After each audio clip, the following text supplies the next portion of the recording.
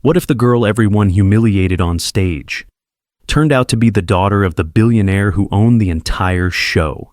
They laughed at her clothes. They mocked her dreams. They thought she was nobody. Disposable, forgettable. But in a few moments, their laughter would turn to horror, and their careers would crumble at her feet. Stay with us, because the moment of reckoning they never saw coming is about to unfold.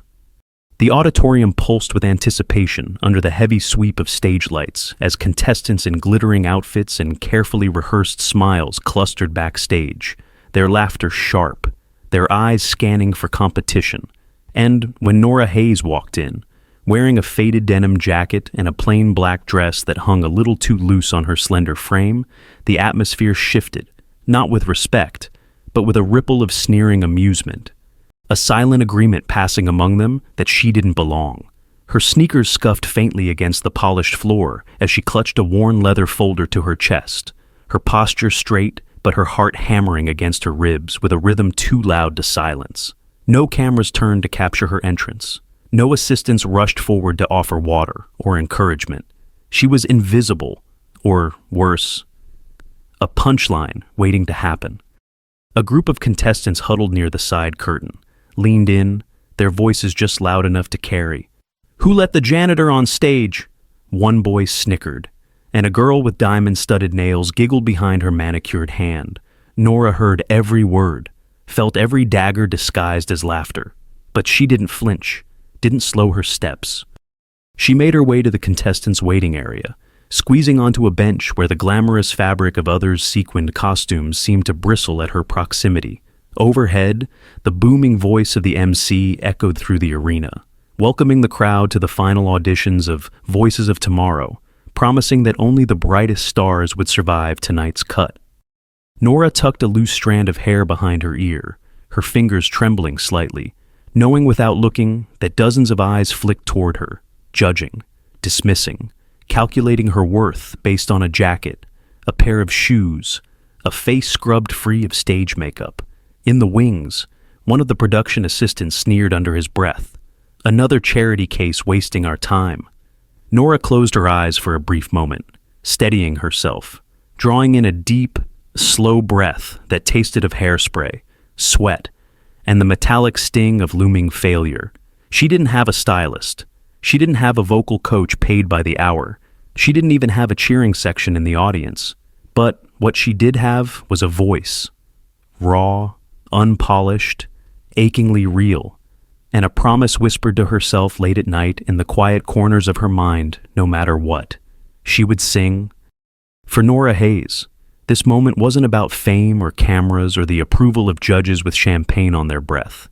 It was about something deeper, older, fiercer, the kind of dream that grows in the cracks of broken sidewalks, stubborn and wild and impossible to uproot. And as the stage manager called her name, mispronouncing it with a careless smirk, as the crowd stirred with low, mocking laughter, Nora stood up, smoothed the front of her simple dress, lifted her chin, and walked toward the blinding light of the stage, not as a polished starlet ready for worship, but as a storm they didn't see coming, yet.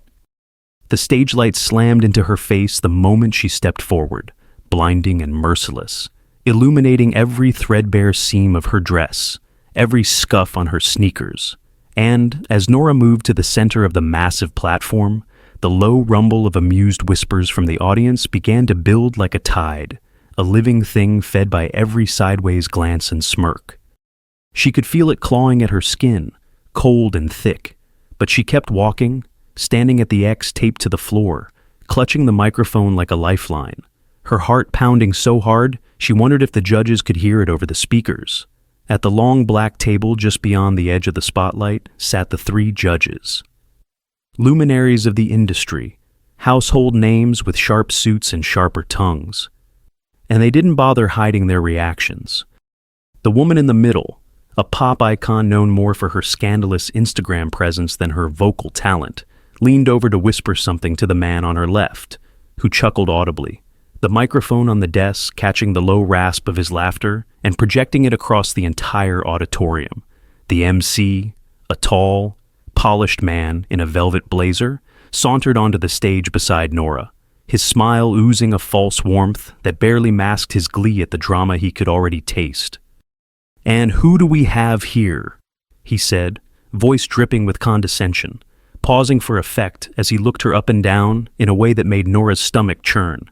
"A brave little dreamer who forgot this isn't amateur night at the local pub." Laughter exploded from the crowd, not the laughter of joy, but the sharper, crueler kind, the kind that strips your skin and salts the wound. Nora gripped the microphone tightly, fighting the heat that threatened to bloom behind her eyes. The pop star judge leaned forward, tapping a manicured finger against the mic. "Honey," she said, her voice syrupy and lethal, "we're looking for stars, not charity cases." Another wave of laughter crashed over the room, harder this time, emboldened by the judge's lead. Nora's vision blurred at the edges, the stage swaying slightly beneath her feet, but she refused to move, refused to let them see her stumble. The MC gave an exaggerated sigh, tilting his head like a patronizing parent indulging a stubborn child. "Well then, whenever you're ready," he said, stepping back with a theatrical sweep of his arm, leaving her alone under the brutal spotlight, a lone figure surrounded by a sea of disdain. Nora lifted the microphone to her lips, her fingers trembling just once before she steadied them with sheer will, drawing in a breath that shook her ribs, a breath that tasted like fear and ash, but also something fiercer, defiance. And as she opened her mouth to sing, not knowing that sabotage had already been set against her from the shadows, she made one silent promise to herself that echoed louder than any jeer or snicker in that room they would hear her, even if it was the last thing they ever wanted. The first note left Nora's lips, soft but pure, carrying a tenderness that could have silenced the room if anyone had been willing to listen. But as she sang, the sabotage set in motion backstage sprang to life, the microphone crackling harshly, the speakers hissing with distortion, so brutal it twisted her voice into something unrecognizable, a grotesque parody of what she had worked so hard to build, and the audience seized on it instantly, booing, laughing, jeering, the sound swelling like a tidal wave crashing down on her. Nora faltered for just a heartbeat, confusion flashing across her face, but she pushed through, raising her voice higher, pouring every ounce of trembling hope into the melody, even as the system fought her, even as the judges exchanged smirks, leaning back in their chairs as if the outcome had already been decided. The pop star judge waved a dismissive hand at the sound technician, who, without hesitation, cut the backing track mid-verse, plunging the stage into an awkward, aching silence that felt like a slap across the face.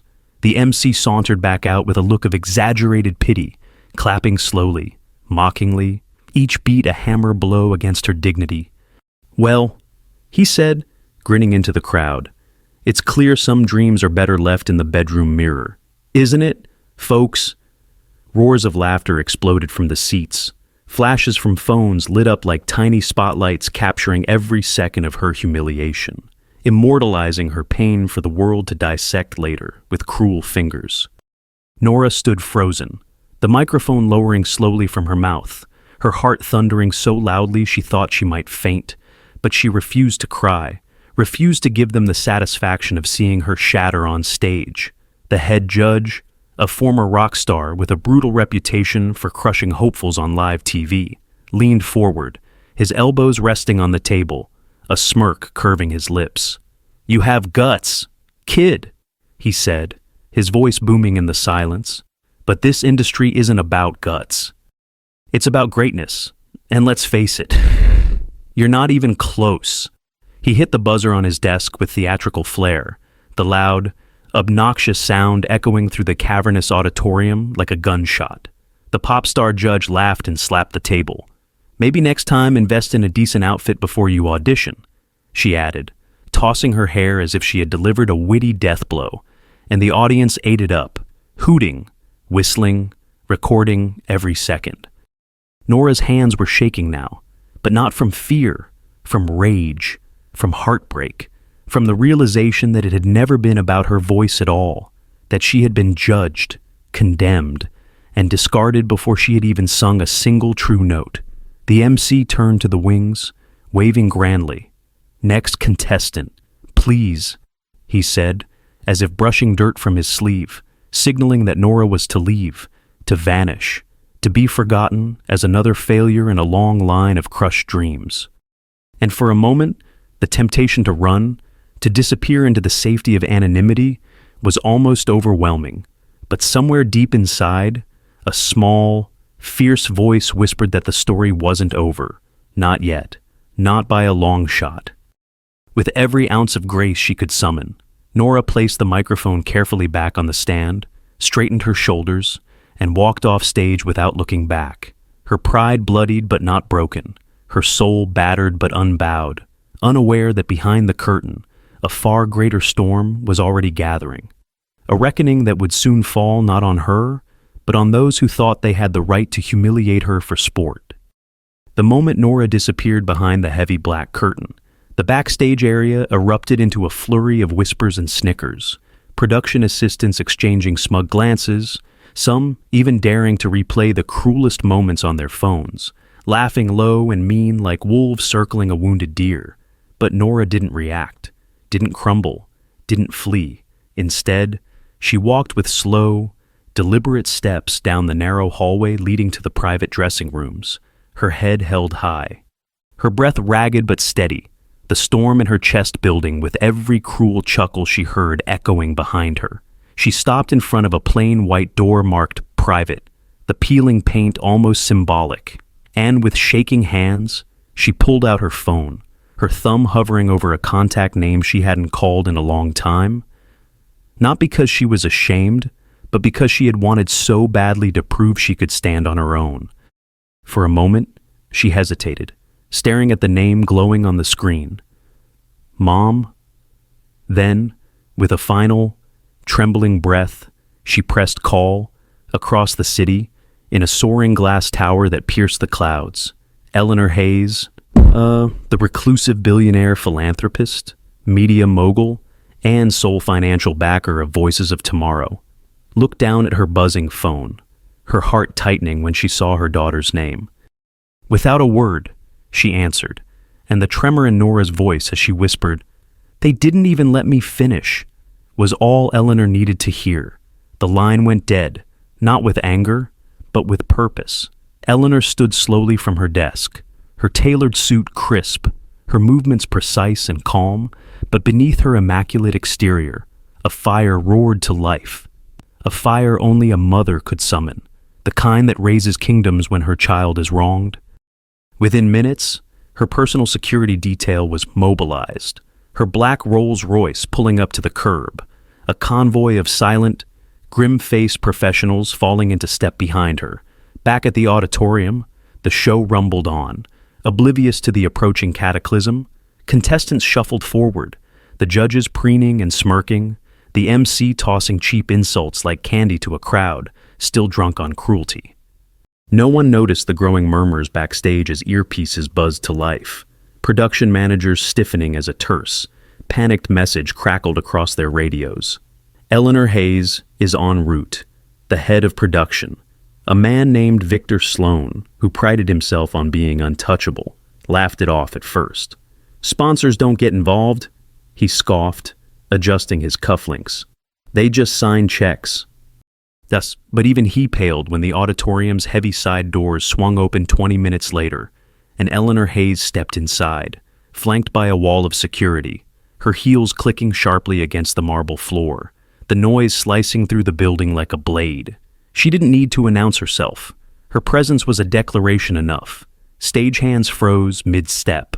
Assistants dropped clipboards.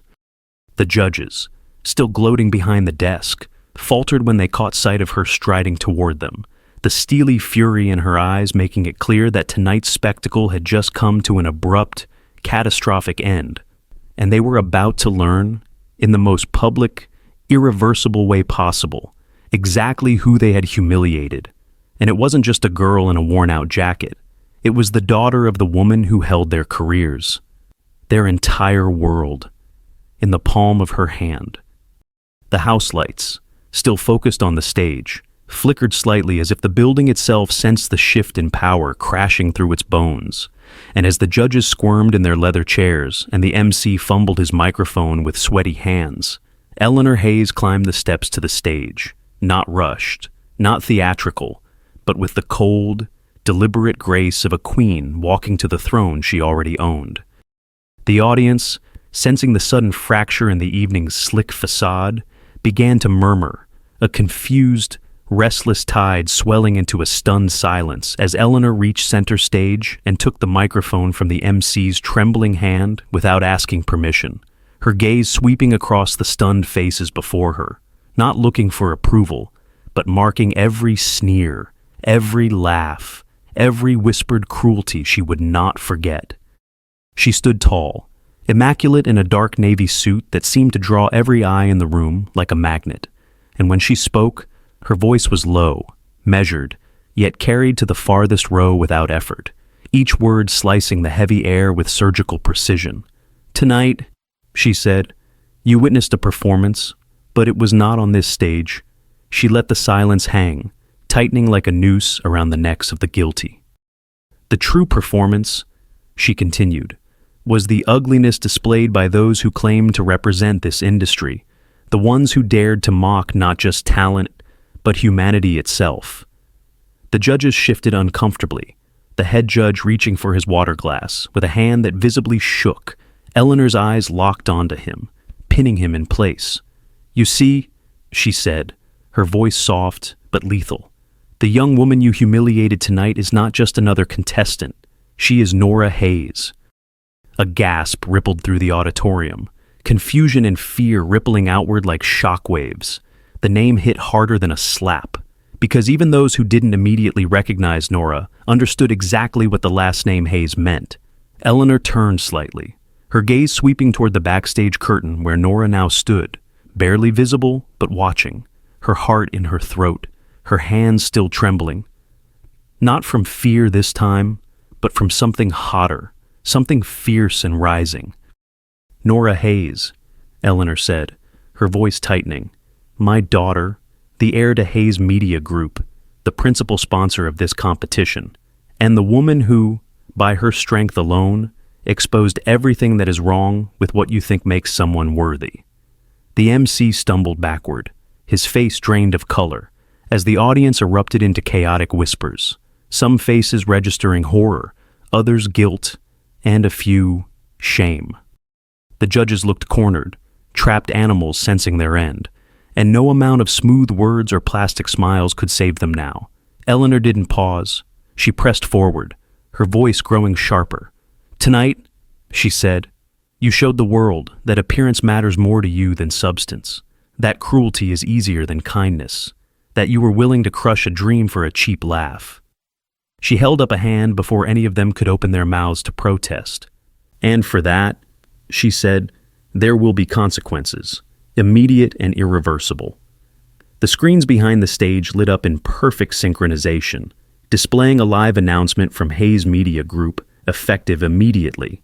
The funding contract for Voices of Tomorrow was suspended, pending a full investigation and the future of the show. And its judges, its producers, its entire glossy empire, hung in the balance by a thread so thin it could snap at any second. Eleanor's voice dropped lower, almost tender, but somehow even more terrifying. "You thought you were auditioning her?" she said, "but it was you who were being judged, and you failed."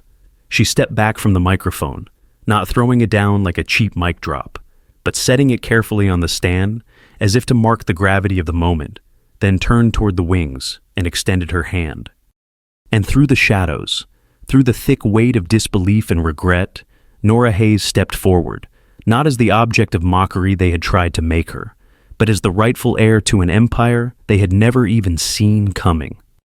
The moment Nora Hayes stepped onto the stage, the atmosphere shifted again, a seismic crack through the foundations of arrogance and mockery that had built the night's earlier spectacle, and she did not walk timidly, did not shrink beneath the stunned glares of the judges or the cameras that had once delighted in capturing her humiliation. She moved with the quiet, devastating grace of someone who no longer had anything to prove, only the truth to reveal.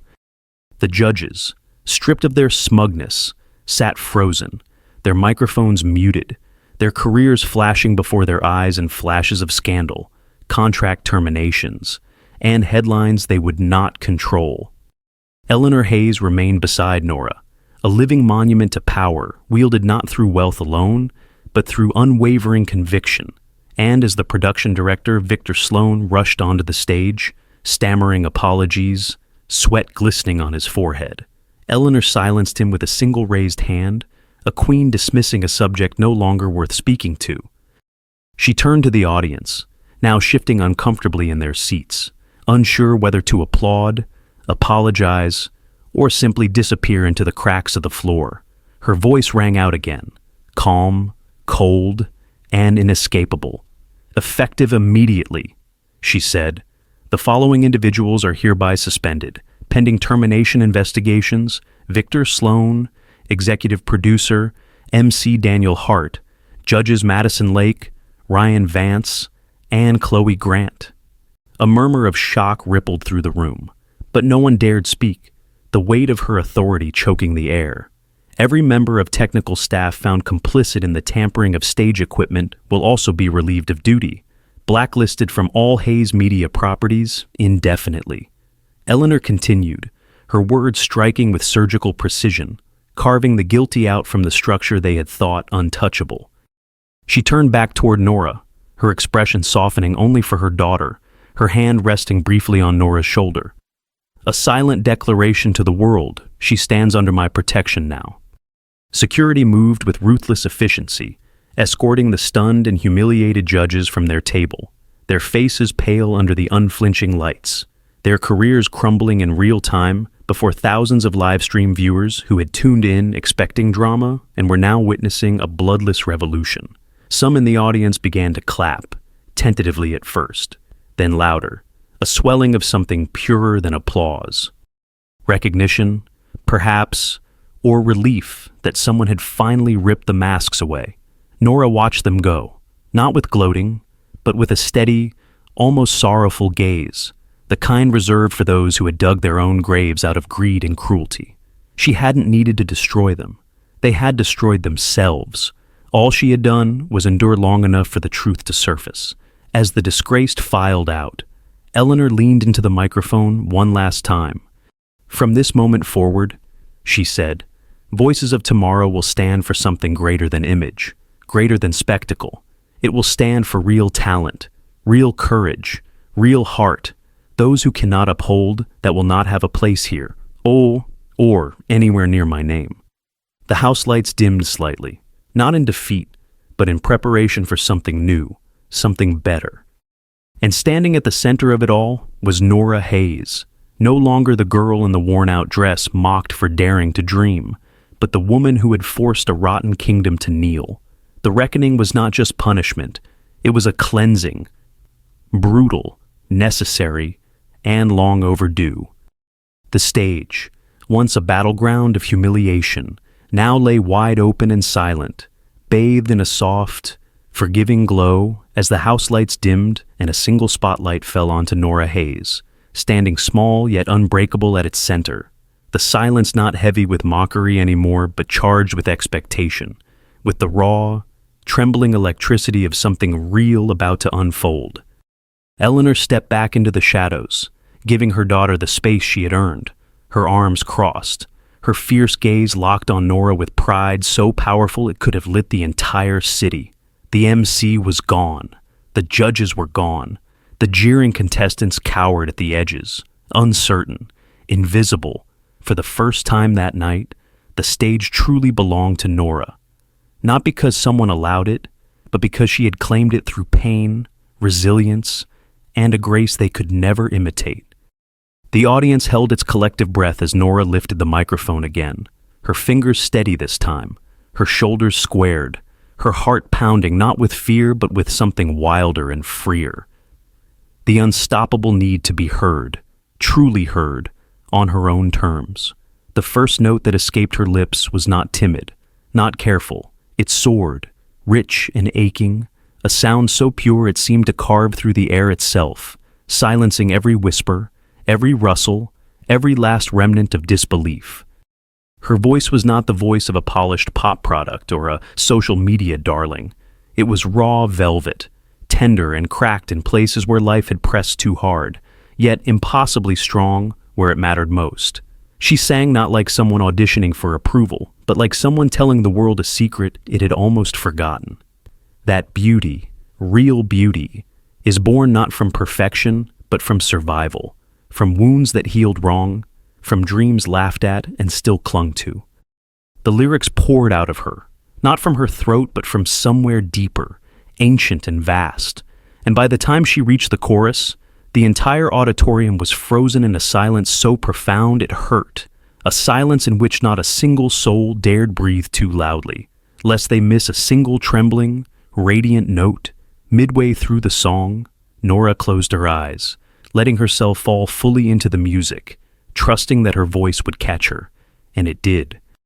Lifting her, carrying her higher than any stage light, any contract, any false standard they had once tried to hold over her head. She became, in that moment, something untouchable. When the final note faded into the cavernous silence, it hung there for a heartbeat longer than seemed possible, vibrating in the very bones of everyone lucky enough to have witnessed it. Then, almost as one, the audience rose to their feet, a roaring, unstoppable tide of applause, not the polite clapping reserved for sympathy or spectacle, but the kind that comes from having seen something real, something that demands to be honored. Tears streaked down faces, both young and old, hands clutched at chests. Even the most jaded executives in the upper balconies blinked hard against the sudden sting behind their eyes. And standing under the golden wash of the spotlight, her chest heaving, her eyes shining with a light no one could diminish ever again, Nora Hayes smiled, not for their approval, but because she had won something far more precious, her own voice, fully and finally unleashed. The stage was hers, the future was hers, and no one, no cruel judge, no glittering contestant, no soulless executive would ever take it away again. As the final echoes of applause cascaded across the auditorium, like a wave washing away all the bitterness that had preceded it, Nora Hayes stood at the center of the stage, bathed not in harsh judgment, but in something far rarer, something almost holy. Respect. She lowered the microphone slowly, her hands no longer trembling, her heart no longer caged by fear. And for the first time that night, for the first time in a long time, she allowed herself to breathe fully, deeply, freely. Beside the stage, Eleanor Hayes moved forward, her heels clicking with quiet finality against the polished wood. And when she reached Nora's side, she didn't say a word. She simply took her daughter's hand, raising it high into the spotlight, an unspoken proclamation that reverberated louder than any speech. This is what victory looks like when it is earned by heart, not handed by privilege. The cameras, once eager to capture Nora's shame, now fought to capture her triumph. But Eleanor, sensing the moment's delicate balance, gestured for the microphones to be muted, the cameras to dim. She stepped up to the podium, her voice carrying across the hushed room, low and resolute. "Tonight," she said, "you witnessed more than a performance. You witnessed a revelation." She paused, letting her words settle deep into the bones of every person present. "You were shown," she continued, "that greatness does not wear a costume. It does not come draped in sequins or wrapped in manufactured applause. True greatness," she said, turning slightly to look at Nora, her eyes gleaming, "is quiet. It is persistent.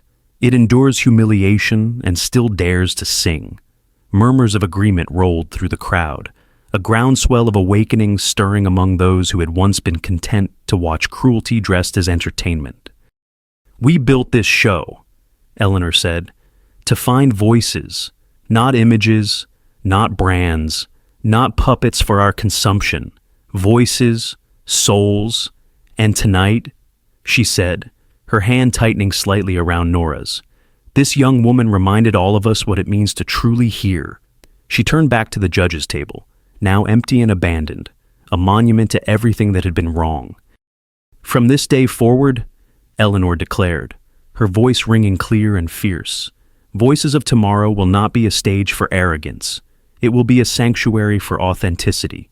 We will judge no contestant by their clothing, their status, their skin, or their story. We will judge only by the truth they dare to speak through their art. The audience rose to their feet again, this time not in the mindless clamor of spectacle, but in a solemn, roaring ovation of shared redemption, a collective acknowledgement that something had been broken and now, somehow, had been remade stronger, purer.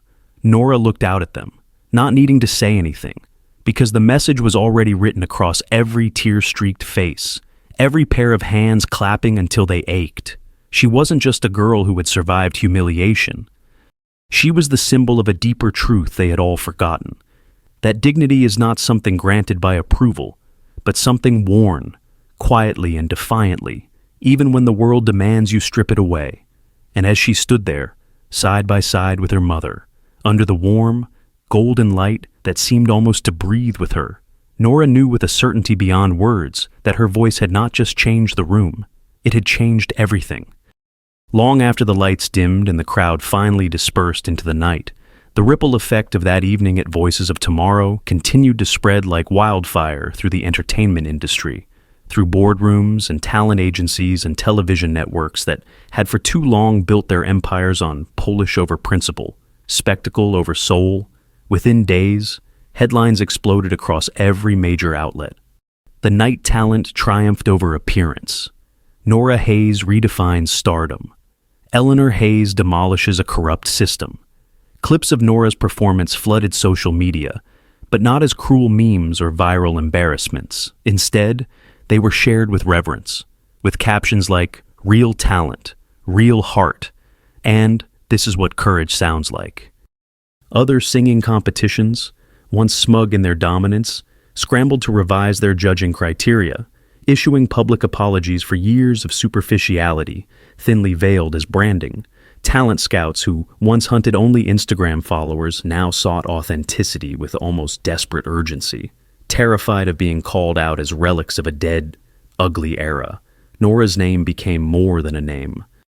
It became a symbol, a standard whispered in green rooms and audition halls and coffee shops filled with trembling dreamers who dared now to believe that maybe, just maybe, they would be seen for who they were, not for what they wore. Back at Horizon Studios, under the quiet direction of Eleanor Hayes, a new initiative was launched. The True Voices Project, a scholarship fund and mentorship program designed to support artists from all walks of life, judged only by the fire in their hearts and the truth in their craft. Nora was named its first ambassador, not because she sought the spotlight, but because she carried it inside her, an unquenchable flame that no humiliation, no sabotage, no system of cruelty could ever extinguish. Months later, at the grand finale of the newly rebuilt Voices of Tomorrow, Nora once again stood on the stage, but not as a contestant. She stood as a guest of honor, invited to perform not because of sponsorships, not because of media buzz, but because her voice had become the very heartbeat of a new generation of artists. As she sang, this time surrounded by fellow dreamers who understood that art was sacred, the audience wept openly, not because the notes were perfect, but because every word she sang was wrapped in the blood and bone of lived truth. And sitting in the front row, hands clasped together, eyes shining with fierce pride, was Eleanor. Not the billionaire tycoon that the world bowed to, but simply a mother who had once answered a trembling call for help and decided, with the full force of her power and her love, that the world would never be allowed to break her daughter again. As Nora finished her song, the lights lifted slowly to reveal the faces of hundreds of new dreamers. Not polished, not perfect, but real, standing in silent tribute to the girl who had reminded them that they were enough all along. And in that moment, beneath the golden glow and the roaring applause, a truth more enduring than any contract or trophy was written in the air. Greatness is not a crown given by others.